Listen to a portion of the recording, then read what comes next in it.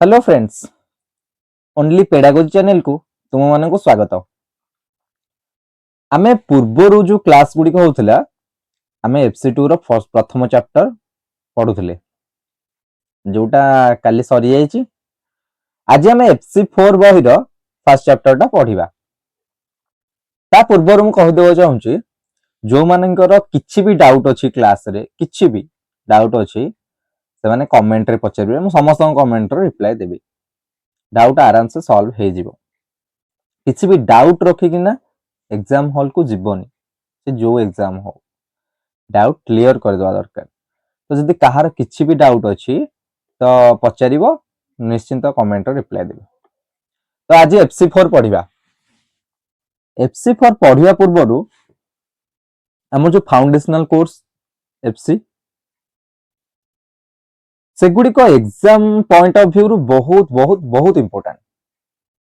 Teaching exam, खास कर teaching exam जो माने भी टीचिंग एग्जाम दबो इन फ्यूचर OTT देई पारो, DLED रो एग्जाम देई पारो, एनुअल एग्जाम DLED रो, तापरे जेटी देई पारो, CTET देई पारो, KVS पय देई पारो, NVS पय देई पारो। सब पॉइंट ऑफ व्यू रु पेडागोजी फाउंडेशनल कोर्स बहुत इंपोर्टेंट। तो आमे FC2 रो प्रथम चैप्टर सारि देथिले, आमे FC4 रो एबे फर्स्ट चैप्टर टी पढिबा। एमिति आमे सबु तक FC बही रो प्रथम चैप्टर कंप्लीट करिबा, तापर द्वितीय चैप्टर एई टाइप रो जिबा, कारण सबु बही को आमे कवर करिबा दरकार। जदि गोटे बही ऊपर सबु तो फोकस करिबा ताले अन्य बही गुडी को रहि जिवो। तो आई होप समस्त बुझी पारथुवो। चलो आरंभ करिबा। शिक्षण और शिक्षादान प्रक्रिया, बहीटर ना MC4 शिक्षण और शिक्षादान प्रक्रिया। नारु कौन जानी पारछु कौन थिबो? शिक्षण शिक्षादान प्रक्रिया, टीचिंग लर्निंग प्रोसेस माने गोटे शिक्षा जदि टीचर सिखौचंती ये को प्रोसेस फॉलो करिवे। शिक्षार्थी शिखुची गोटे जिंस शिक्षण गोटे एनवायरनमेंट रे शिक्षण होउची, लर्निंग होउची। से एनवायरनमेंट रे कौन कौन नीड थिबो एनवायरनमेंट रो, से एनवायरनमेंट ता केमिति हेइथिबा दरकार जहा द्वारा टीचिंग ता इफेक्टिव हेइ परिबो, पिला मध्ये ठीक भाबरे शिखि परिबे, तांकर होउची होलिस्टिक डेवलपमेंट हेइ परिबो। तापर आ गोटे जिंस से बहुत बड़ा जिंस भीतर कहिची, सब जगह फोकस करची गोटे जिंस को ए जो बही रे FC4 एठी आमे सेंटर रे रखिबा काहाकू, प्रथम क्वेश्चन सेया। आमे प्रकृत रे एठी फोकस दबा काहाकू, फोकस करिबा काहाकू। देखो चैप्टर टे आरंभ करिया पूर्वरु ता विषय एतिकी बेसिक जानि थाओ जे जेमति चैप्टर भीतर पढिला बेले तुम बहुत इजी होबे चैप्टर रे एई जिंस अछि। हां कथा थिला हमर कोन ना से जो पाठटा पढा होउची, शिक्षादान करा होउची, टीचिंग दिया होउची कहा पाई, तो सेंटर रे किए रहिबे? निश्चिंत शिक्षार्थी। शिक्षार्थी को सब किछि, जदि शिक्षार्थी ही न थांदे तेबे स्कूल को हे थांदा। जदि केही सुनिबा को नथिबे जणे कहिबो कोन पाई? जदि केही सुनिबेनी ताले जो मु कहूची जणे कहिबो कोन पाई? तापर जदि जणे कहिबोनी, जदि जणे कहिबोनी जणे सुनिबो केमिति? तो परस्पर कोन इंटरडिपेंडेंट, जणे आउ जणे को ऊपर। तो ए भीतर सेमती ही किछि लेखा आइछि, से भीतर अछि जाय किना शिक्षार्थी होछि केंद्र बिंदु, तापरे बहुत बहुत जाय किना टीचिंग मान क्लासरूम रे केमती क्लास टाइथिया दरकार, क्लासरूम रे कोन नीट पेन सब विषय रे अछि। हमें धीरे धीरे धीरे धीरे आगु को पढिबा। तो विषय होछि प्रथम चैप्टर टे हमर कोन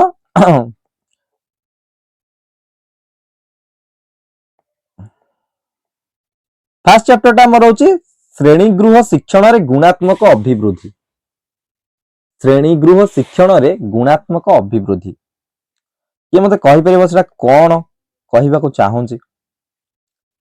श्रेणी गृह शिक्षण रे गुणात्मक अभिवृद्धि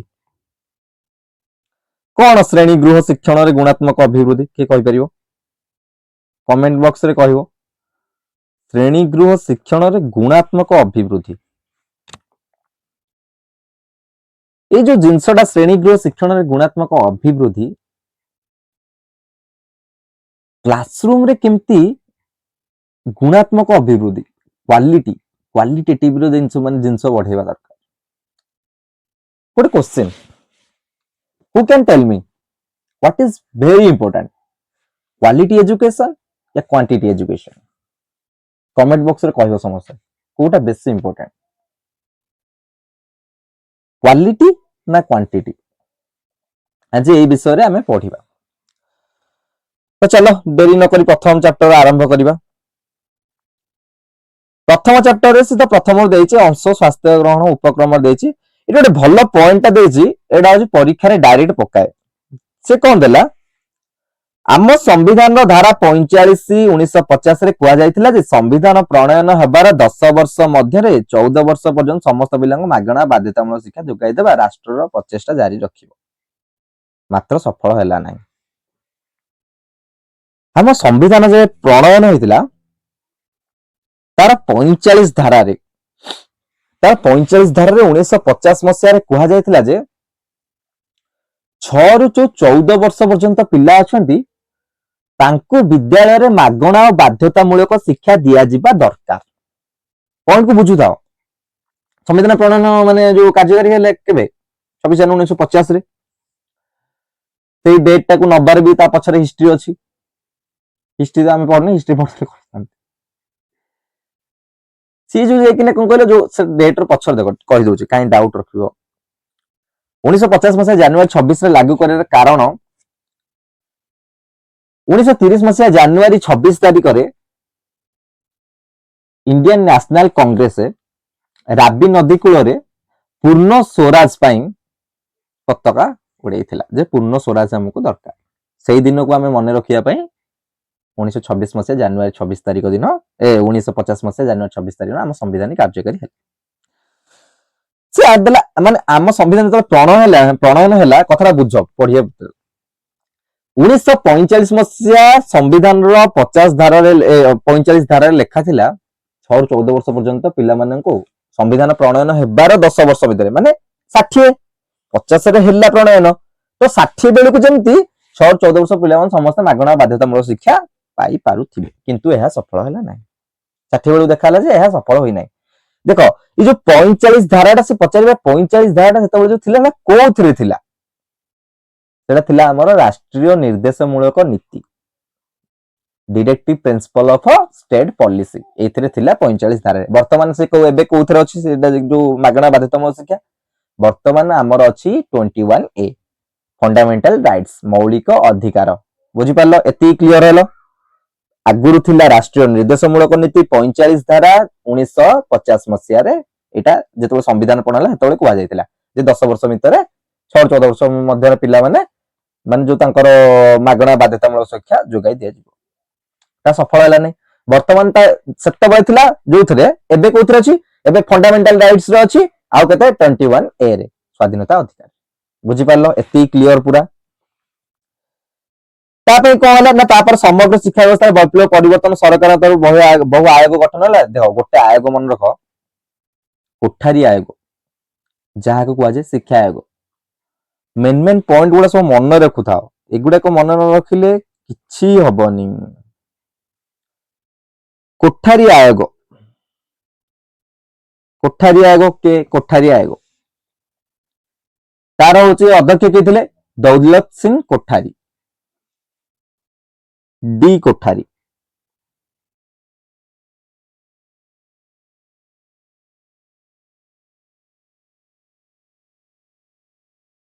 तार अध्यक्ष थिले दौलत सिंह कोठारी सेतेबेले जो अध्यक्ष मान जो एमती कमिटी गुडा गठन होय तांकर अध्यक्ष ना अनुसार कमिटर नाटा रखन दौलत सिंह कोठारी थिले कोठारी आयोग को आउ कोन कुआ जाय शिक्षा आयोग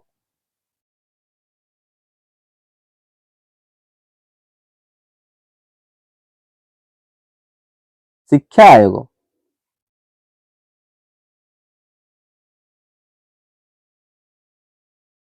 ଏଥିରେ ଲେଖିବାରେ ବହୁତ କଷ୍ଟ। ଶିକ୍ଷା ଆୟୋଗ କୁହାଯାଏ। ଏଇଟା କେବେ 1964-66 ମନେ ରଖିଲ, 64-66 1964 ମସିହାରେ ଆରମ୍ଭ ହେଲା, 66 ମସିହାରେ ସେ ତା ରିପୋର୍ଟ ଦେଇଥିଲା ଗଭର୍ଣ୍ଣମେଣ୍ଟକୁ, ସେ ତା ରିପୋର୍ଟ ଦେଇଥିଲା। ତ ଡେଟ୍ ମନେ ରଖିଲ 1964-66।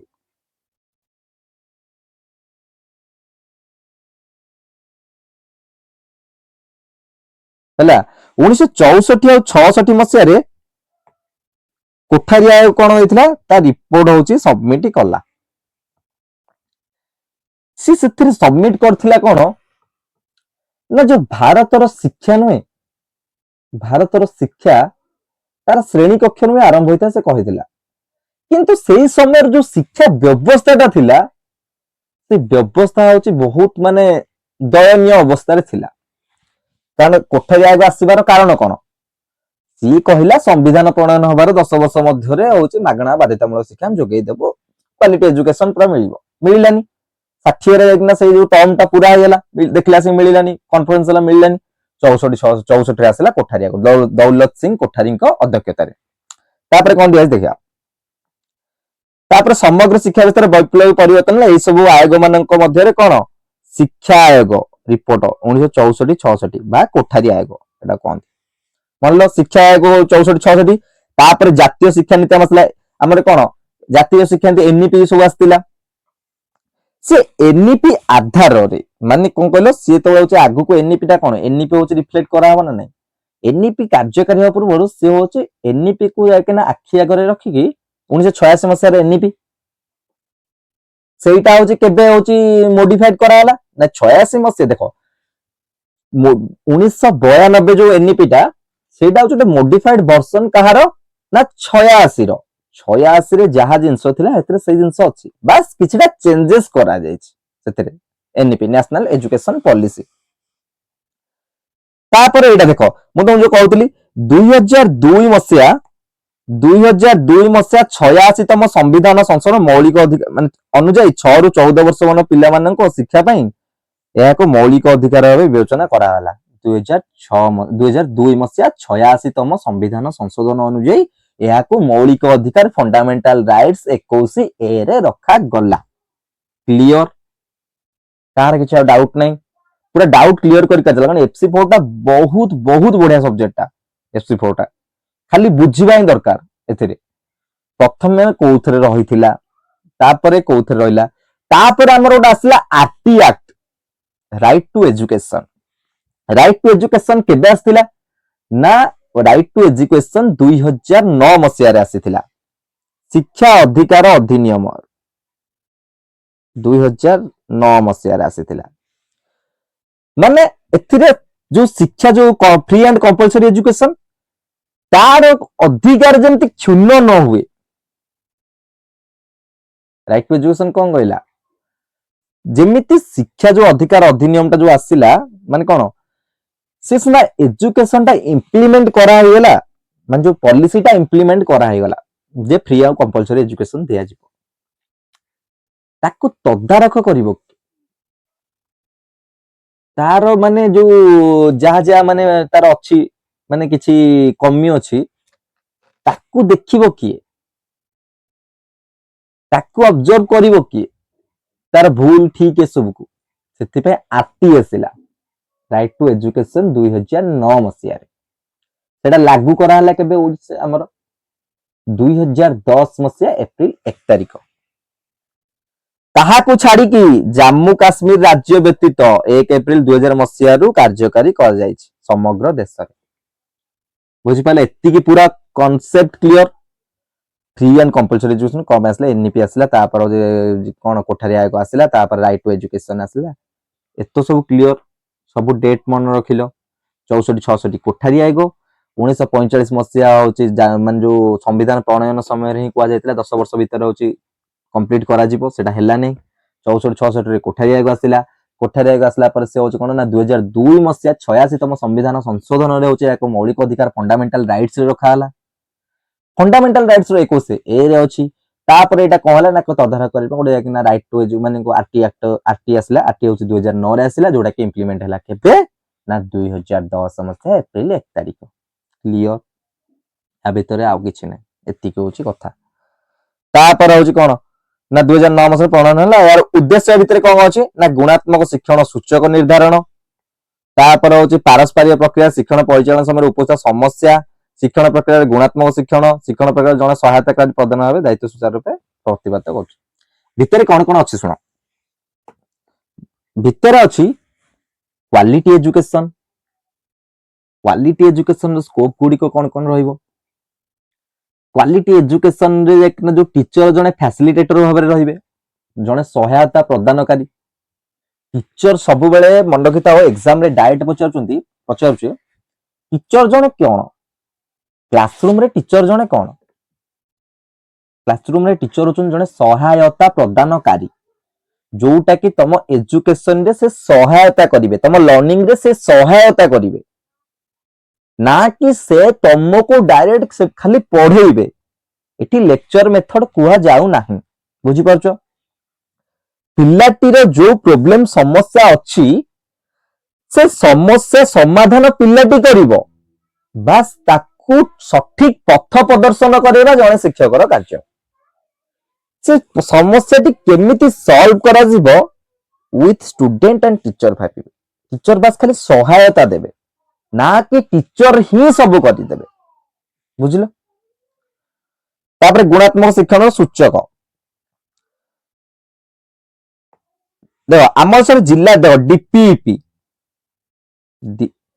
ଡିଷ୍ଟ୍ରିକ୍ଟ ପ୍ରାଇମେରୀ ଏଜୁକେସନ ପ୍ରୋଗ୍ରାମ ଏବଂ ସର୍ବଶିକ୍ଷା ଅଭିଯାନ, ଏଇ ଦିଟା ଏକ ପ୍ରଥମେ ଗୁଣାତ୍ମକ ଶିକ୍ଷା ମାନେ ଯୋଉ ପ୍ରଚଳନ କରିବା ପାଇଁ ଏଲିମେଣ୍ଟାରୀରେ ବହୁତ ପ୍ରୟାସ କରିଥିଲେ। ଆମେ ପଢିଲା ବେଳେ ସର୍ବଶିକ୍ଷା ଅଭିଯାନ ସି କଣ କଲା ନା ୟାର ଗୋଟେ ଭିତରକୁ ଆଉ ଗୋଟେ ଷ୍ଟୋରୀ, ସର୍ବଶିକ୍ଷା ଅଭିଯାନ ଡିପିଇପି ର ଭିତରେ ସେକେଣ୍ଡ ଚାପ୍ଟର ରେ ବହୁତ ବଢିଆ ବଢିଆ ଅଛି, ମାନେ କେବେ ଆସିଥିଲା କଣ କଣ ହେଇଥିଲା ହଉ ଅଛି। ଏଠି ବାସ୍ ଜଷ୍ଟ ମୁଁ ଖାଲି କହିଦଉଛି 2001 ରେ ଏଇଟା ଆସିଥିଲା।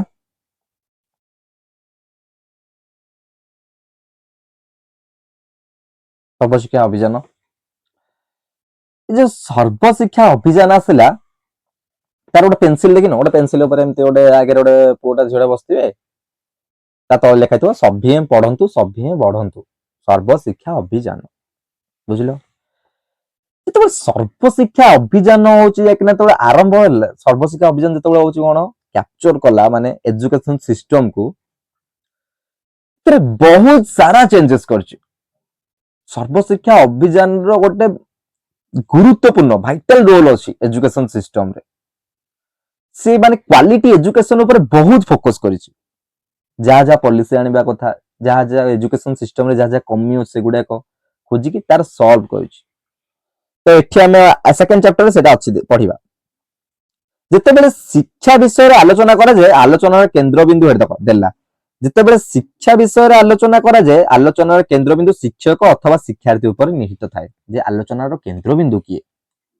ଅବଭିୟସଲି ଆଲୋଚନାର କେନ୍ଦ୍ରବିନ୍ଦୁ ହଉଛନ୍ତି ଶିକ୍ଷାର୍ଥୀ। ଶିକ୍ଷାର୍ଥୀ ନଥିଲେ କଣ ହବ? ପଏଣ୍ଟ କିଛି ହେଇପାରିବନି। ଶିକ୍ଷକ ନଥିଲେ କଣ ହବ? ପଏଣ୍ଟ କିଛି ହେଇପାରିବ। ବୁଝନି ଯେ କିଛି ହେଇପାରିବନି, ସେଇଟା ସିନା କିଛି ହେଇପାରିବନି। ଯୋଉ ଜଣେ ଷ୍ଟୁଡେଣ୍ଟ ସେ ଜଣେ ଭଲ ଇଣ୍ଡିଭିଜୁଆଲ ଲର୍ଣ୍ଣର, ସେ ପିଲାବେଳେ ବହୁତ କଥା ଧୀରେ ଧୀରେ ଶିଖି ଶିଖି ଆସୁଛି। ଯଦି ଟିଚର ନଥିବେ ପିଲାଟି ହୁଏତ କଷ୍ଟ ହବ, କୌଣସି ପ୍ରୋବ୍ଲେମ ସମାଧାନ କଲା ସେ ତାକୁ ବହୁତ କଷ୍ଟ ହବ, କିନ୍ତୁ ଏହାର ଅର୍ଥ ନୁହେଁ ଯେ ପିଲା ଶିଖିପାରିବନି। ଶିଖିପାରିବ, ହଁ ଏହା ସଠିକ ଗାଇଡାନ୍ସ ମିଳିବନି, କିନ୍ତୁ ପିଲା ଶିଖିବନି ନୁହେଁ, ଶିଖିପାରିବ। କିନ୍ତୁ ଯଦି ଷ୍ଟୁଡେଣ୍ଟ ହିଁ ନଥିବେ, ଯଦି ଶିକ୍ଷାର୍ଥୀ ହିଁ ନଥିବ, ତାହେଲେ ଟିଚର ଶିଖେଇବେ କାହାକୁ? କଥା ହଉଛି ଏଇଠି। ବୁଝିଲ? ତ ଏଥିରେ ଆମେ ହଉଛି ପ୍ରଥମେ ଦେଖିବା କଣ କଣ ଦେଇଛି। ଦେଖ ଏଇଟା ଗୋଟେ ଭଲ ପଏଣ୍ଟ। ଗୁଣାତ୍ମକ ଶିକ୍ଷଣକୁ ଭଲ ଭାବରେ ବୁଝିବା ତଦାରଖ କରିବା, ସେଥିପାଇଁ ଅଭିବୃଦ୍ଧି ଆଣିବା ପାଇଁ ଆଧାର ଫ୍ରେମୱାର୍କ ସମ୍ପର୍କରେ ବିଶ୍ୱ ତଦାରଖ ରିପୋର୍ଟ 2005 ମନେ ରଖ, EFA ଗ୍ଲୋବାଲ ମନିଟରିଂ ରିପୋର୍ଟ 2005 ରେ ସ୍ପଷ୍ଟ ଭାବରେ ଆଲୋଚନା କରାଯାଇଛି ଏହା ସମ୍ପର୍କରେ କୁହାଯାଇଛି। ମନେ ରଖିଲ 2005 ରେ ବିଶ୍ୱ ତଦାରଖ ରିପୋର୍ଟ। ପ୍ରଥମେ ଶିକ୍ଷାର ଲକ୍ଷ୍ୟ ଏବଂ ଉଦ୍ଦେଶ୍ୟ ବିଷୟରେ ସହମତ ଆସିବା। ଏସବୁ କଣ କଣ ହବ ତା ଭିତରେ ସେଇଟା ହିଁ କହିଛି। ଦେଖ ଏଇ ବଢିଆ ଜିନିଷଟା ଦେଲା, ଶିକ୍ଷା ଏବଂ ସମାଜ ମଧ୍ୟରେ ସମ୍ପର୍କ ଅତି ନିବିଡ଼, ପରସ୍ପରକୁ ପ୍ରଭାବିତ କରିଥାନ୍ତି। ଅଧିକାଂଶ ସମାଜରେ ଶିକ୍ଷାର ଉଦ୍ଦେଶ୍ୟ ହାସଲ ପାଇଁ ପିଲାର ବୌଦ୍ଧିକ ସକାରାତ୍ମକ ମନୋବୃତ୍ତି କୌଶଳର ବିକାଶ ଦିଆଯାଇଥାଏ। ତେଣୁ ବିଷୟବସ୍ତୁ ପାର୍ଥକ୍ୟ ହେଲେ ଭିତ୍ତି କରି ସମାନ ପ୍ରକାର ପ୍ରକ୍ରିୟା ଅନୁସରଣ। ଏଇ ଯୋଉ ପଏଣ୍ଟ ଦେଲା 5ଟି ପଏଣ୍ଟ ବହୁତ ଇମ୍ପୋର୍ଟାଣ୍ଟ ପଏଣ୍ଟ, ପରୀକ୍ଷାରେ ଲଙ୍ଗ କ୍ୱେଶ୍ଚିନ୍ ଆସେ ଡିଲିଟ ଏକ୍ସାମରେ ଏବଂ ଓଟିଇଟି ଜେଟି ସିଟିଇଟି ଏଗୁଡାକରେ ସବୁ ଅପସନରେ ଥାଏ, ଯୋଉଟା କି ପଚାରୁଥିବ ୟା ଭିତରୁ କୋଉଟା ନୁହେଁ। ସେ ଦେଲା ଶିକ୍ଷାଦାନ ଶିକ୍ଷଣକୁ ପ୍ରଭାବିତ କରୁଥିବା ଉପାଦାନ। କଣ ହେଲା? ସେ ଦେଲା ଶିକ୍ଷାଦାନ ଶିକ୍ଷଣକୁ ପ୍ରଭାବିତ କରୁଥିବା ଉପାଦାନ ଗୁଡିକ କଣ କଣ ହେଲା? 5ଟି ଉପାଦାନ। ମନେ ରଖ 5ଟି ଉପାଦାନ। ଯଦି 5ଟାକ ପଏଣ୍ଟ ମନେ ରଖିଦେଲ ଭିତରେ କଣ ଅଛି ଆରାମସେ ଜାଣିଯିବ। ସେ ଦେଲା ଶିକ୍ଷାର୍ଥୀର ଗୁଣାବଳୀ। ନିଶ୍ଚିନ୍ତ ଶିକ୍ଷାର୍ଥୀର ଗୁଣାବଳୀ ଯୋଉଟା କଣ କହିଲ ଡାଇମେନସନ, ଯୋଉ କଣ ଲର୍ନର କ୍ୟାରେକ୍ଟରିଷ୍ଟିକ ଡାଇମେନସନ, ଶିକ୍ଷାର୍ଥୀର ଯୋଉ ଗୁଣାବଳୀଟା ନିଶ୍ଚିନ୍ତ ଶିକ୍ଷାକୁ ପ୍ରଭାବିତ କରୁଛି। କେମିତି କରୁଛି ଭିତରେ ପଡିବା। ଦ୍ୱିତୀୟ ଦେଲା ଶିକ୍ଷଣ ପରିସ୍ଥିତି, ଶିକ୍ଷଣ କୋଉ ପରିସ୍ଥିତିରେ ହଉଛି ସେଇଟା ଇମ୍ପୋର୍ଟାଣ୍ଟ। ଶିକ୍ଷଣ ପରିସ୍ଥିତି କଣ୍ଟେକ୍ସଚୁଆଲ ଡାଇମେନସନ ସବୁ ଇମ୍ପୋର୍ଟାଣ୍ଟ ନା ନାହିଁ, ସବୁ ଡାଇମେନସନ ଗୁଡାକ ଦେଇଛି 5ଟା ଡାଇମେନସନ। ସହାୟକ ଉପାଦାନ, ଶିକ୍ଷା ଯୋଉ ହଉଛି ଲର୍ଣ୍ଣିଂଟା ହଉଛି ତାକୁ କୋଉ ଜିନିଷ ସହାୟତା ହଉଛି, କୋଉ ଜିନିଷ ସହାୟକ ହଉଛନ୍ତି ତା ପାଇଁ। ଶିକ୍ଷାଦାନ ଶିକ୍ଷଣ ପ୍ରକ୍ରିୟା, ଟିଚିଂ ଲର୍ଣ୍ଣିଂ ର ପ୍ରୋସେସଟା କେମିତି, ପ୍ରକ୍ରିୟାଟା କଣ ତା ବିଷୟରେ ପଢିବା। ଶିକ୍ଷଣ ଫଳାଫଳ, ଶେଷରେ ଶିକ୍ଷଣ ଫଳାଫଳ ଇଭାଲୁଏସନ ହେଲା ପରେ ଫଳାଫଳଟା କଣ ଆସୁଛି। ମନେ ରହିଲା 5ଟା ପଏଣ୍ଟ। ପ୍ରଥମେ ଶିକ୍ଷାର୍ଥୀଠୁ ଆରମ୍ଭ। ମୁଁ ତମକୁ କହିଛି କଣ ଏଇ ବହି ପଢିବ ମାନେ ସବୁବେଳେ ଆରମ୍ଭ କରିବ କଣ ଶିକ୍ଷାର୍ଥୀ, ଫୋକସ ଶିକ୍ଷାର୍ଥୀ ଉପରେ। ବିନା ଶିକ୍ଷାର୍ଥୀ ପସିବଲ ନୁହେଁ, ଲର୍ଣ୍ଣିଂ ପସିବଲ ନୁହେଁ। ଶିକ୍ଷାର୍ଥୀର ଗୁଣାବଳୀ, ଶିକ୍ଷଣ ପରିସ୍ଥିତି, ସହାୟକ ଉପାଦାନ, ଶିକ୍ଷାଦାନ ଶିକ୍ଷଣ ପ୍ରକ୍ରିୟା, ଶିକ୍ଷଣ ଫଳାଫଳ। ବୁଝିପାରିଲ? ଶିକ୍ଷାର୍ଥୀର ଗୁଣାବଳୀ କଣ? ଶିକ୍ଷାର୍ଥୀର ଗୁଣାବଳୀ ତା ଭିତରେ ଅଛି, ଦେଖିବା ତାପରେ ତା ଡେସ୍କ୍ରାଇବ କରିଛି। ଓଭରଅଲ ଯଦି କହିବା ଶିକ୍ଷାର୍ଥୀ ଯୋଉ ଏକଟା ନାହିଁ କ୍ଲାସରେ ଶିକ୍ଷାର୍ଥୀଟା ଆକ୍ଟିଭ ନା ନାହିଁ, ଶିକ୍ଷାର୍ଥୀର କେମିତି ମନେ ହବ। ପ୍ରଥମେ ଶିକ୍ଷାର୍ଥୀର ଗୁଣାବଳୀ, ଶିକ୍ଷଣ ପରିସ୍ଥିତି କୋଉ ପରିସ୍ଥିତିରେ ଶିକ୍ଷଣ ହଉଛି, ତାକୁ ସହାୟକ କରୁଥିବା ଉପାଦାନ ଗୁଡିକ, ତାପରେ ଶିକ୍ଷଣ ଶିକ୍ଷାଦାନ ହଉଛି ପ୍ରକ୍ରିୟା କଣ ରହିବ, ଫଳାଫଳ କଣ ରହିବ। ତାପରେ କଣ ଦେଲା ଶିକ୍ଷାର୍ଥୀର ଗୁଣାବଳୀ, ପିଲାମାନେ କିପରି ଶିଖନ୍ତି ଓ କେତେ ଶୀଘ୍ର ଶିଖନ୍ତି ତାହା ସେମାନଙ୍କ ଦକ୍ଷତା ଅଭିଜ୍ଞତା ତଥା ଅନୁଭୂତି ଉପରେ ନିର୍ଭର କରିଥାଏ। କେମିତି ଶିଖିବା, କେତେ ଶୀଘ୍ର ଶିଖିବେ ସେଇଟା ତାଙ୍କ ଦକ୍ଷତା ଉପରେ, ତାଙ୍କ ସ୍କିଲ ଉପରେ ସେଇଟା ଡେଭଲପ ମାନେ ନିର୍ଭର କରିଥାଏ, ଡିପେଣ୍ଡେଣ୍ଟ ହେଇଥାଏ। ସବୁଠାରୁ ଗୁରୁତ୍ୱପୂର୍ଣ୍ଣ ସେମାନଙ୍କ ସାମାଜିକ ତଥା ଅର୍ଥନୈତିକ ଅବସ୍ଥା, ଏଗୁଡାକ ସବୁ ଗୁରୁତ୍ୱପୂର୍ଣ୍ଣ। ଦେଖ ଅବଭିୟସଲି ଗୁରୁତ୍ୱପୂର୍ଣ୍ଣ। ଯଦି ଘରେ ପିଲାଟି ଖାଇକି ଆସିନଥିବ ତାହେଲେ କଣ କ୍ଲାସରେ ସବୁବେଳେ ସେ ଡାଉନ ରହୁଥିବ, କ୍ଲାସରେ ପୁରା ମାନେ ମାନ୍ଦା ରହୁଥିବ, ଭୋକ ଲାଗୁଥିବ, ପାଠ ପଢିବାର ଇଚ୍ଛା ହବନି। ଯଦି ତାର ସ୍ୱାସ୍ଥ୍ୟ ଅବସ୍ଥା ଖରାପ ଥିବ ଇଚ୍ଛା ହବନି, ଫାଇନାନ୍ସିଆଲ ପ୍ରୋବ୍ଲେମ ଥିବ ଇଚ୍ଛା ହବନି। ସବୁ ପ୍ରକାର ଜିନିଷ ନାହିଁ, ସବୁ ଡାଇମେନସନ ଦେଖିବା ନା ନାହିଁ, ଗୋଟେ ଦିଗରୁ କେବେ ବିଚାର କରି ହବ ନାହିଁ। ତ ତା ସହିତ ଟିଚର କେମିତି ଡିଲ୍ କରିବେ, ଏଥିପାଇଁ ପୁଅ ଝିଅ ଭିନ୍ନକ୍ଷମ ସାମାଜିକ ଅନଗ୍ରସର ସଂଖ୍ୟାଲଘୁ ଇତ୍ୟାଦି ଭିତରେ ପିଲାମାନଙ୍କ ମଧ୍ୟରେ ଥିବା ଦକ୍ଷତା ପାର୍ଥକ୍ୟକୁ ଭଲ ଭାବେ ଚିହ୍ନଟ ଓ ହୃଦୟଙ୍ଗମ କରିବା ଆବଶ୍ୟକ। କାହାର କିଏ କରିବ, ପିଲାଟିର ଏଇ ଜିନିଷ ପ୍ରୋବ୍ଲେମ ହଉଛି, ସେ ଜିନିଷଟାକୁ ଆଇଡେଣ୍ଟିଫାଇ କିଏ କରିବ, ତା ପ୍ରୋବ୍ଲେମକୁ ଅବଭିୟସଲି ଟିଚର କରିବ। ଟିଚରର କାମ ହିଁ ସେଇଆ, ଟିଚର କରିବ ଅବଭିୟସଲି। ଗୋଟେ ପିଲାଟି ପଢିବାକୁ ତାର ଇଚ୍ଛା ହଉନି, ପଢିବାକୁ ଇଚ୍ଛା ହଉନି ତା କାରଣଟା ସେ କେମିତି କିଏ ହଉଛି ବାହାର କରିବ, ଯେ ତାର କୋଉଥିପାଇଁ ତାର ଆଗ୍ରହ ହଉନି ପଢିବାରେ, କୋଉଥିପାଇଁ ସେ ବାରମ୍ବାର ଗୋଟେ ଜିନିଷରେ ଭୁଲ କରୁଛି, ତା କାରଣ କିଏ କାଢିବ, ଅବଭିୟସଲି ଟିଚର। ଟିଚରର ଡ୍ୟୁଟି ସେଇଟା। ବାସ୍ ଏଇ କଥା ଏଠି ଦେଇଛି। ଶିକ୍ଷଣରେ ଗୁଣାତ୍ମକ ଅଭିବୃଦ୍ଧି ଆବଶ୍ୟକ ହେଲେ ପିଲାମାନଙ୍କ ମଧ୍ୟରେ ପାର୍ଥକ୍ୟକୁ ଚିହ୍ନଟ କରି ଉପଯୁକ୍ତ ପଦକ୍ଷେପ ଗ୍ରହଣ କରିବା ଆବଶ୍ୟକ। ବୁଝିପାରିଲ? तापर शिक्षण परिस्थिति गुणावली जान शिक्षण गुणावली कौन शिक्षार्थी गुणावली कौन तापर शिक्षण परिस्थिति से देला शिक्षण एवं समाज मध्य संपर्क अति निबिड़ और परस्पर को प्रभावित करथांती मानव संबल विभिन्न कौशल मूल्यबोध विकास गमनागमन तथा जीवन धारण मान उन्नति संभव होता अन्य प्रकार शिक्षा क्षेत्र उन्नति समाज विकास इदेला जो एनवायरनमेंट आ जो teaching learning process teaching learning मान जो लर्निंग टा ये दीटा एक इंटर रिलेटेड एनवायरनमेंट रो प्रभाव रहुची टीचिंग ऊपर आमे जदि एथरो एनवायरनमेंट को बाद दे दबा तो जो पिल्लाटे शिखिबो से को एनवायरनमेंट रे शिखिबो अरे शिखिबा पाई तो सेमती गोटे माहौल क्रिएट करिवा पड़िबो पर्टिकुलर मु गोटे जिंस मने कर छाड़ो तुम गोटे सिंपल एग्जांपल दउची आमे पिल्लाटी को गच्छ विषय रे पढेइबा पढौछे जहा भी करछे गच्छ विषय पिल्लाटी प्रथमे मते कुह पिल्लाटी कोठु अधिका शिखिबो जदि मु ताको रियल गच्छ पाकु नेबी ताकु ताकु तापरे कहबी एटा ता पत्र एटा ता शाखा एटा ता डाळ एटा ता गंडी सेईटा देखि कि पिल्ला अधिक शिखिबो ना क्लासरूम रे बसी कि मु जदि गोटे ब्लैक बोर्ड रे गोटे चित्र कर देई गच्छर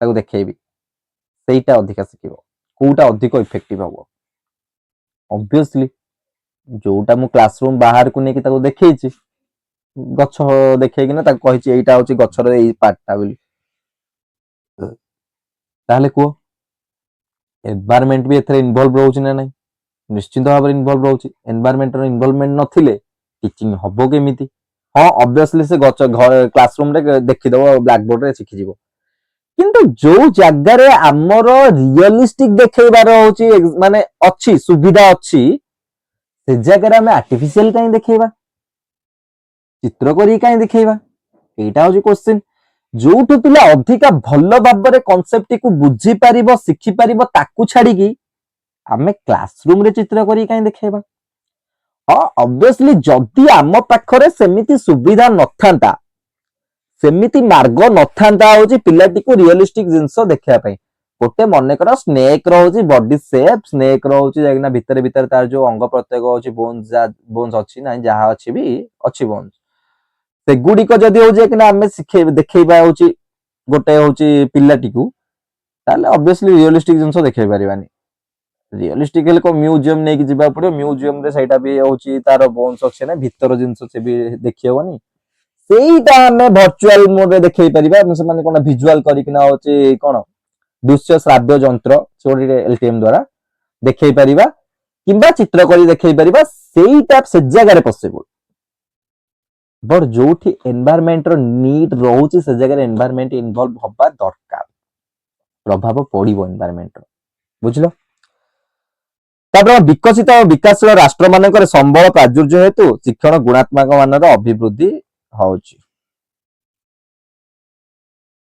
जातीय शिक्षा नीति मध्य शिक्षण व्यवस्था रे परिवर्तन में सुपारिश करछंती उदाहरण स्वरूप शिक्षार लक्ष्य गुणात्मक सूचक पाठक एगुडा सब मन रख फास्ट चैप्टर टा क्वालिटी एजुकेशन ऊपर फोकस करछि बस सब छाडी दियो फास्ट चैप्टर टा तमरो जो अछि प्रथम चैप्टर सेटा ओनली फोकस करछि गुणात्मक शिक्षा आ शिक्षार्थी ऊपर माने कोन क्वालिटी एजुकेशन आ स्टूडेंट्स ऊपर फोकस करूछि अधिक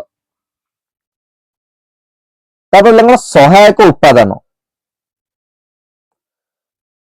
माने सहायक उत्पादन गुडी को कोन कोन एठी सहायक उत्पादन कहले कोन बुझछ प्रथम क्वेश्चन सी कहला शिक्षण संबल कहले मुख्यतः शिक्षण सामग्री मानव संबल आर्थिक संबल को ही बुझाई थाए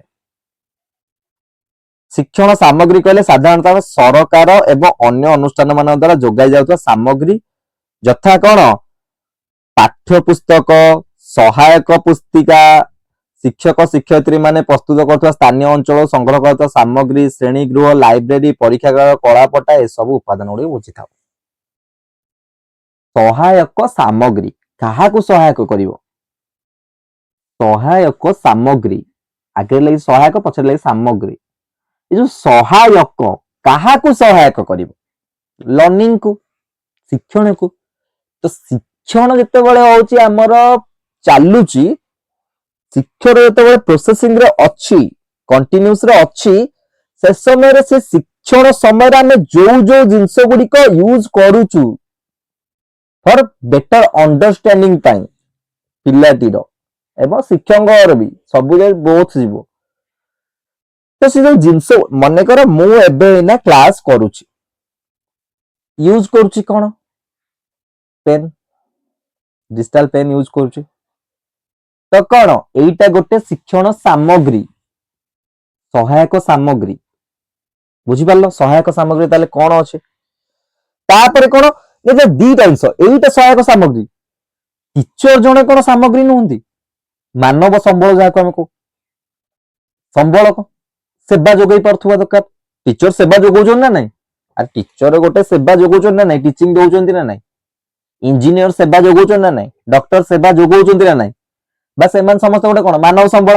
ସେମିତି ଏଜୁକେଶନାଲ ବଡିଜ ରେ ଯୋଉମାନେ ଅଛନ୍ତି, ମାନେ ଟୋଟାଲି ମାନେ all stakeholders of educational bodies, ସବୁତକ ଯୋଉ ଏଜୁକେଶନାଲ ବଡିଜ ର ଯୋଉ ଷ୍ଟେକ୍ ହୋଲ୍ଡର୍ସ ମାନେ ଅଛନ୍ତି, ସିଆରସିସି, ବିଆରସିସି, ବିଇଓ, ଡିଇଓ, ତାପରେ ହଉଛି ଏବିଓ, ଏମାନେ ସମସ୍ତେ ହଉଛନ୍ତି କଣ ନା ଗୋଟେ ଗୋଟେ ସହାୟକ ସାମଗ୍ରୀରେ ଯିବେ, ମାନବ ସମ୍ବଳ। ବୁଝିପାରିଲ ପଏଣ୍ଟ କ୍ଲିୟର ପୁରା।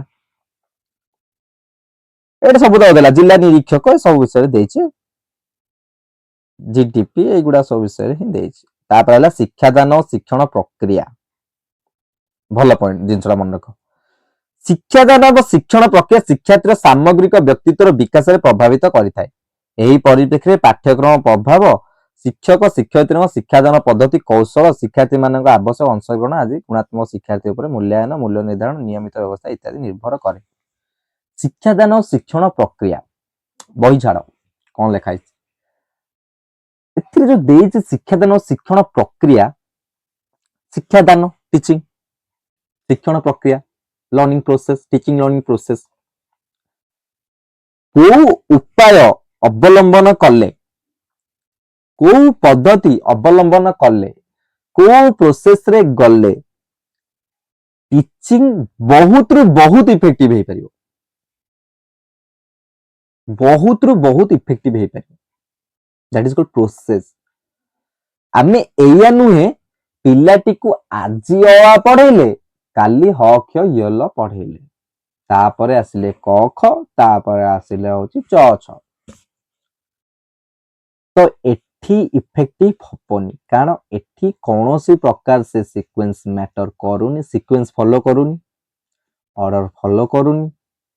ତାପରେ ପିଲାଟି ଯଦି ବି ସେଇ ପର୍ଟିକୁଲାର ୱାର୍ଡ ଗୁଡିକ ଶିଖି ଗଲା, ତାହେଲେ ତାର ସିକ୍ୱେନ୍ସ ଟା ସେ ଜାଣିପାରିବନି।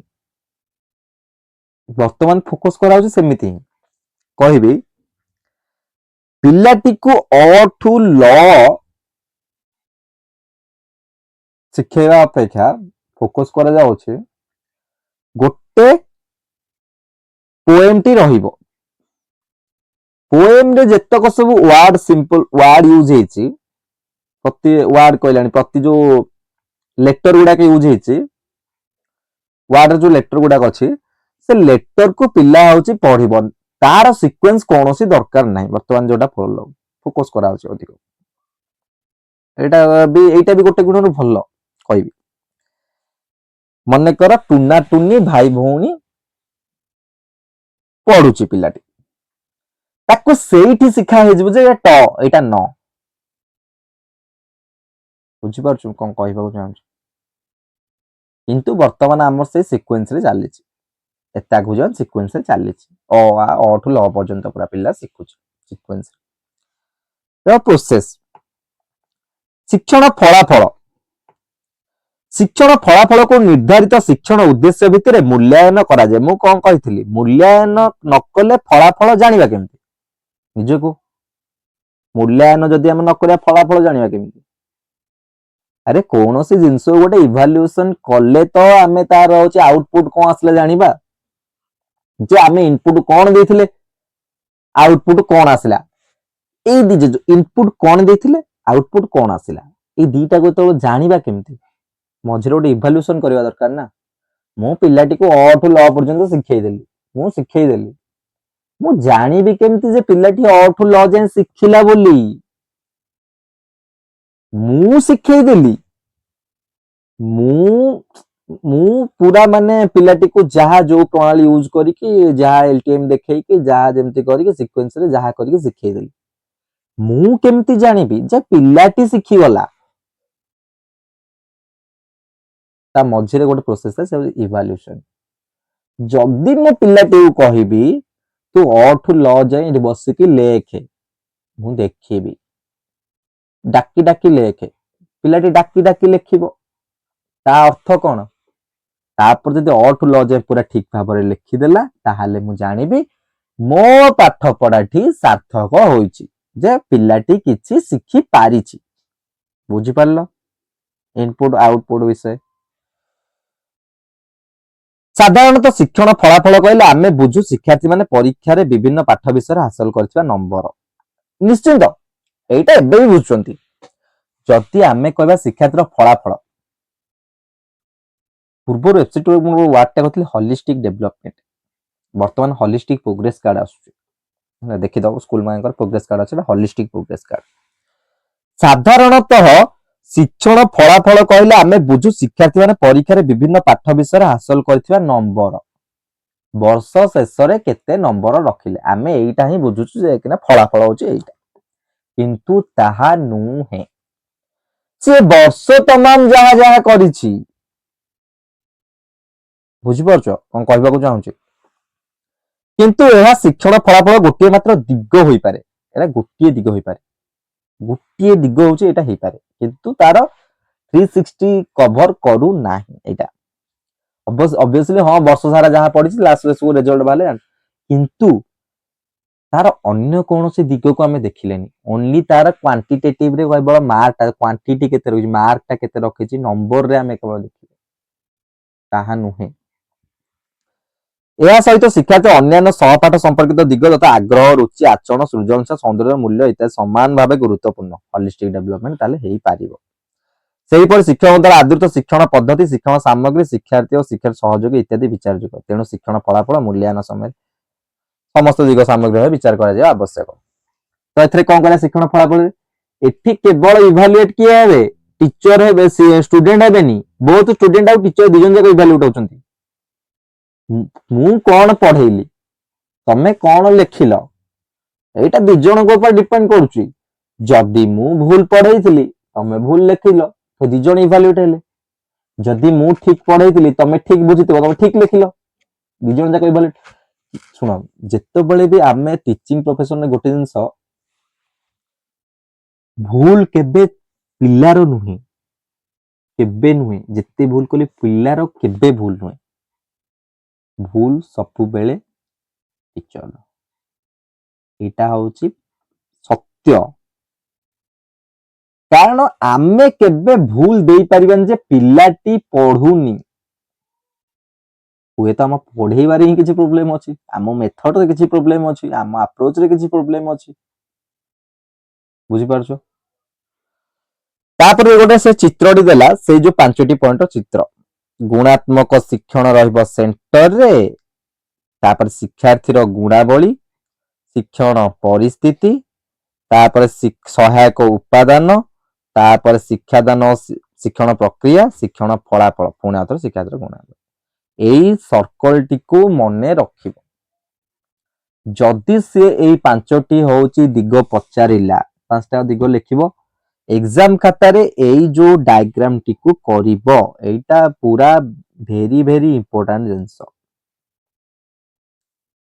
ଏଇ ଡାଇଗ୍ରାମ ଟିକୁ କରିବ, କାରଣ ଡାଇଗ୍ରାମ ଟିକୁ ହଉଛି ଯଦି ଆମେ କରିବା, ତାହେଲେ ଏକ୍ସାମିନରର ଫୋକସ ତମ ଖାତା ଉପରେ ଭଲ ମାର୍କିଂ ହେଇପାରିବ, ଭଲ ମାର୍କ ମିଳିପାରିବ। ପ୍ରଥମ କଥା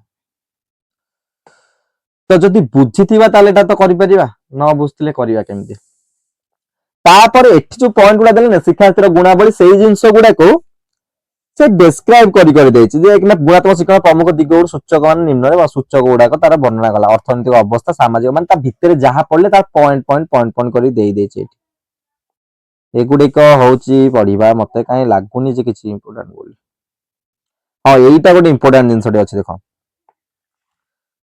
ମାନେ ଇମ୍पोर्ଟାଣ୍ଟ ନୁହେଁ ତା ମାନେ ସେଇଟା ପଢିବା ଆରେ ଇମ୍ପୋର୍ଟାଣ୍ଟ ନୁହେଁ ଅର୍ଥ କଣ ଆମେ ତାକୁ ଅଲରେଡି ପଢି ଦେଇଛେ ଭିତରେ ଯୋଉ 5ଟା ପଏଣ୍ଟ ପଢିଲେ ତାର ବାସ୍ ପାର୍ଟ ଗୁଡାକ ସୂଚକ ଭାବରେ ପଏଣ୍ଟ କରି ପଏଣ୍ଟ ଆଉଟ କରିଛି ସେଇ 5ଟି ପଏଣ୍ଟ ଏଠି ହେଲା ଗୁଣାତ୍ମକ ଶିକ୍ଷାର ବିଭିନ୍ନ ଦିଗ ଏବଂ ସୂଚକ ସମ୍ପର୍କରେ ୟୁନିସେଫ ମଧ୍ୟ ବିଶଦ ଭାବେ ବର୍ଣ୍ଣନା କରିଛି ଏହା ନିମ୍ନରେ ଦିଆଯାଇଛି जो यूनाइटेड नेशन चिल्ड्रेन्स फंड अच्छी चिल्ड्रेन्स एजुकेशनल फंड अच्छी जो से कौन कही गुणात्मक शिक्षण विषय गुणात्मक शिक्षण फलाफल विषय कह गुणात्मक शिक्षण फलाफल सी कहला गुणात्मक शिक्षण फलाफल कौन ना शिक्षार्थी भूमिका उभय शिक्षार्थी और शिक्षक पॉइंट बुझ से कौन कह शिक्षार्थी भूमिका उभय शिक्षक और शिक्षार्थी दिजन थी दरकार शिक्षकटी शिक्षार्थी पॉइंट ऑफ व्यू बुझी पार्थिबा दरकार जदि जने शिक्षक जदि पूरा टोटली खाली भाबियो होची कोन मु जन टीचर मु कोन पिल्लांकर बुझी दुख तो पिल्ला जहा करछन करन तांको इच्छा ना पिल्लांक सहित पिल्ला हे कि निजे होची बुझिबा दरकार ता प्रॉब्लम सेति में से देला कोन शिक्षार्थी भूमिका रे उभय शिक्षार्थी और शिक्षक तापर शिक्षक शिक्षण परिवेश एनवायरनमेंट क्रिएट करिया दरकार गोटे पाठ पढाया पई शिक्षण विषय वस्तु टॉपिक हो ठीक से चूज कर दरकार टॉपिक हो प्रिपरेशन थिबा दरकार टॉपिक रो शिक्षण प्रक्रिया को प्रोसेस यूज करछो जोडा के पिल्लांक पई इफेक्टिव ना नाही ना मु ताको मेथड को चेंज करबी ना अप्रोच को चेंज करबी सेटा जानिबा दरकार बुझि पारलो ई सर्कल टी एटा तो एग्जाम रे आज यूनिसेफ रो पकेनी जदी यूनिसेफ रो पकेलाटा करो किंतु प्रथम जो सर्कलटा अछि पांचटी उपादान तार सेटा मन रखिथिबो बुझि पारलो तापर होची एना गुणात्मक प्रमुख दिग सूचक गुडी को देला से जो देला होची एगुडा को जो ऊपर पडला हम यूनिसेफ रो होची पांचटी जाक ताकू से एठी डिस्क्राइब करिछु शिक्षार्थी भूमिका रे उभय शिक्षार्थी और शिक्षक शारीरिक और मानसिक विकास कौन हम ना उत्तम स्वास्थ्य एवं पुष्टि एगुडा लक्ष्य करिया दरकार आत्मप्रति और आत्मविश्वास शिक्षण कार्य रे नियमित उपस्थापन शारीरिक और मानसिक समस्या माने पिल्लार ए जिंस गुडी को टीचर निजे अनुध्यान करिबा दरकार ऑब्जर्व करिबा दरकार पिल्लार जदि ए जिंस गुडा को न देखिबो ताले पिल्लाटी को पर्टिकुलर जिनिस रे तार प्रॉब्लम असरा जानि परिबोनी तापर ता परिवार परिवार रे किछि कोन हिची से गला परिवार और विद्यालय गोष्ठी मध्य संपर्क गभीरता शिक्षण पाई परिवार सहयोग सकारात्मक आद्य शैशव शिक्षण अनुभूति माने अर्ली चाइल्ड शिक्षण परिवेश विद्यालय रे कौन कौन परिवेश जोगे दे हेबो श्रेणी गृह शौचालय आलोक खेल पड़िया भौतिक सूचक एटार गोटे चैप्टर अछि भौतिक परिवेश एगुडा चैप्टर गोटा अछि फिजिकल एगुडा सब अछि मनोविज्ञान सूचक विशेषतः बालिका मान शांतिपूर्ण निरापद शिक्षण व्यवस्था श्रृंखलाबोध स्वास्थ्य और संपर्कित नीति सब पिला मानन पई कोन सुविधा सुजोग जोगाई देवा इनक्लूसिव एनवायरनमेंट इनक्लूसिव एजुकेशन आमे पढिबा आगु को बहुत बढ़िया एफसी2 रे अछि inclusive education special education integrated education inclusive education आमे पढिबा से सब भीतर अछि बहुत बहुत बढ़िया चैप्टर बहुत इंपोर्टेंट चैप्टर सेवा प्रदान कोन स्वास्थ्य सेवा शिक्षण विषय वस्तु शिक्षण सामग्री पोज भिन्न पिला मानको बोधगम्य संवेदनशीलता ऊपर सामग्री ऊपर निर्भर शिक्षण सामग्री कौन कौन यूज करो ना सूचित शिक्षण फलाफल पर आधारित शिक्षार्थी केंद्रिक तथा बाछ विचार पात्र अंत रहित माने माने टीचर कौन कौन फलाफल कौन कौन हेतिबा दरकार माने टीचर कौन कौन करछा दरकार क्लासरूम में आंचलिक एवं जातीय स्तर स्वतंत्र शिक्षण विषय वस्तु भाषा गणित और जीवन कौशल संपर्कित विषय वस्तु तापर लिंगीय समानता एचआईवी एड्स एगुडा सब परीक्षा हेतिबा दरकार एगुडी तो सचेतनता थिबा दरकार करै पारथबा दरकार टीचर मानदंड कोन ना शिक्षण पाई मानदंड लक्ष्य निर्धारण कोन मते परिमाण केते समय शिक्षण प्रक्रिया शिक्षार्थी कोन आवश्यक स्थल स्वतंत्र व्यवस्था और सहायता प्रदान केउ समय रे कोन शिखिबे सब विषय रे गोटे ब्रीफ आइडिया थइबा दरकार कोन ता बदला ना विद्यालय पिला मानक पई सेमानक मातृभाषा शिक्षा व्यवस्था मातृभाषा ऊपर फोकस उपयुक्त शिक्षार्थी केंद्र पद्धति अवलंबन जो शिक्षार्थी सक्रिय अंशग्रहण देख तमें जो पद्धति यूज कर से कौन प्रकार असुविधा ना जो पद्धति यूज कर तुम किंतु पिला एक्टिव रे पैसिव नुहे पिला एक्टिव रहिबा दरकार पिला जदि एक्टिव न रहिला तमे लक्ष्य पद्धति लक्ष्य पंथा ତମେ ମେଥଡ ଯାହା ୟୁଜ କର କି ଆପ୍ରୋच ଯାହା ୟୁଜ କର କୌଣସିଟା ଇଫେକ୍ଟିଭ ହବନି ଯଦି ପିଲା ଆକ୍ଟିଭ ନ ରହିଲେ। ମୁଁ ପ୍ରଥମରୁ କହିଛି ଫୋକସ ଓନ୍ଲି ପିଲା ଉପରେ କର।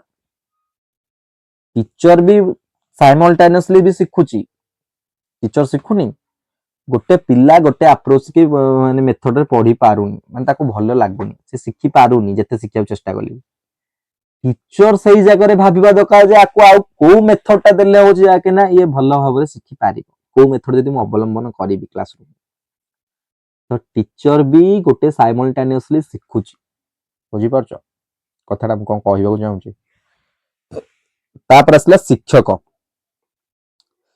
शिक्षकंकर दक्षता जने दक्ष शिक्षक होइतिबा दरकार क्लासरूम को हैंडल करि पारथुवा दरकार 50 टा पिल्लांकर मन बुझी पारुथुवा दरकार टीचर कारण टीचर जदी 50 टा पिल्लांको न बुझी पारिला तादेर जदी मने कर 5 टा पिल्ला होचंती टिके भलो पढुचंती सेमानंको ही जानिला पूरा क्लास टा बेकार हे जिवो पूरा क्लास टा कारण जदि तांको ऊपर ध्यान न दब जने टीचर तांको ऊपर ध्यान देलानी जो माने पढुना तांको ऊपर ध्यान देलानी तो कौन हबो जो अन्य पिला माने रहिले मु FC2 रे पढिचे पक्षपात करिबानी पक्षपात यदि करिबा तांको मन रे गोटे कोन नेगेटिव इंपैक्ट पड़ी शिक्षक तबे शिक्षक मानक निरंतर शिक्षण और वृत्तिगत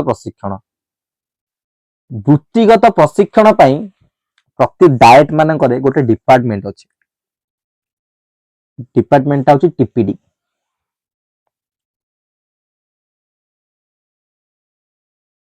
टीपीडी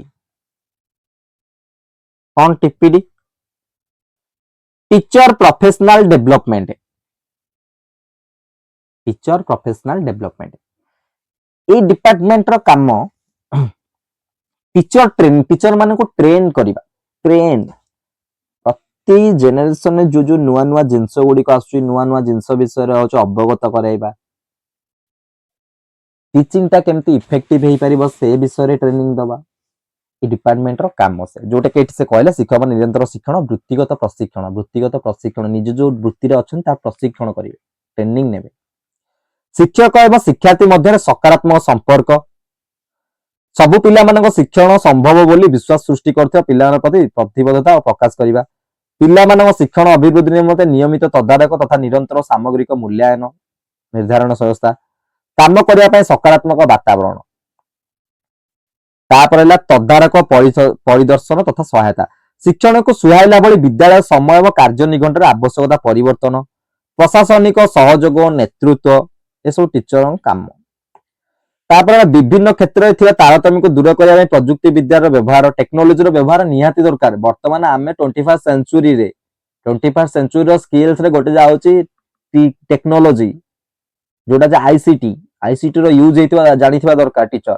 नहले जदि से पूरा पुराना चौक आउट टॉक मेथड आनी चौक धरिक ब्लैक बोर्ड रे लेखुथिबो से जिंस गुडा को होची थिला एबे से जिंस भी अछि किंतु से टेक्नोलोजी ऊपर निजर होची मास्टरी करथबा टेक्नोलोजी जानिथिबा दरकार जे पिलाटी जेतिक आवश्यक टेक्नोलोजी क्लासरूम रे दरकार जेमति गोटे पीपीटी खोली के पिला को पढाई पारे पिला को टेक्नोलोजी विषय सिखाई पारे पिला को टेक्नोलोजी माध्यम रे नुवा नुवा वर्चुअल जिंस देखै पारिबी ताले गोटे भलो शिक्षक होई पारि टेक्नोलोजी रो ज्ञान निहाती रहिबा दरकार बिना टेक्नोलोजी रो ज्ञान रे तमे टेक्नोलोजी दुनिया रो पिला मानन को पढाइबा होची असंभव तमे चौक आउट टॉक मेथड रे जहां भी पढाइले भी पिला ताठू और बेटर 100 गुण रे एक्सपेक्टेड करिकना से YouTube रो अन्य साइट रो पढी दे पारिबो कारण से गुडी करे से जोडी तार जिंसटा इंटरेस्टिंग दा पॉइंट ता सही जगह से रहउची ब्लैक बोर्ड रे लेखा तार इंटरेस्टिंग पॉइंट ता तार रहउनी से जगह रे तार इंटरेस्टिंग ता कोथरे ना YouTube रे जदी गोटे कार्टून टाइप रो कि ना दिजण कथा वार्ता है कि ना सही चैप्टर ता शेष करूचंती से जिंसटा को से अधिक प्रेफर करिवो बुझि पाछो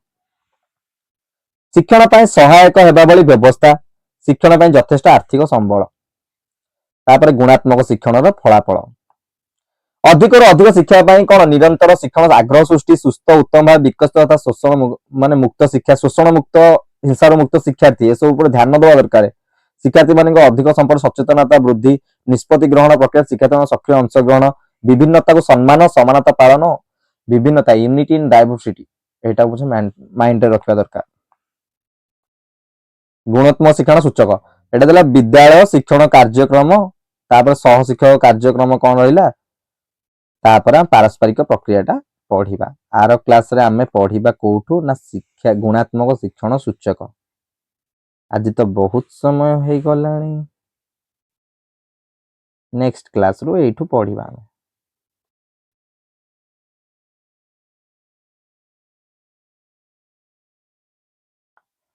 नेक्स्ट क्लास रो आमे एठू पढ़िबा बुझि परलो तो आज रो क्लास रे कहार कोन किछि भी डाउट अछि कमेंट बॉक्स खोला अछि पचार बेरियो किछि होछ असुविधा नै क्लास टी को नै पूरा एन्जॉय करी पढ़ ताल तुम क्लास भलिया लागिवनी क्लास टा तुमको गोटे माने खेल भली लागिवो पाठटा पाठटी को एन्जॉय करो पूरा रिलेट करो निज दैनंदिन जीवन सहित रिलेट करो से जहाँ भी हो एनीथिंग बुझी पार कौन कहूँ आज क्लास को ताले एठी वाइंड अप करिवे तो जय जगन्नाथ क्लास टी समाप्त करिया।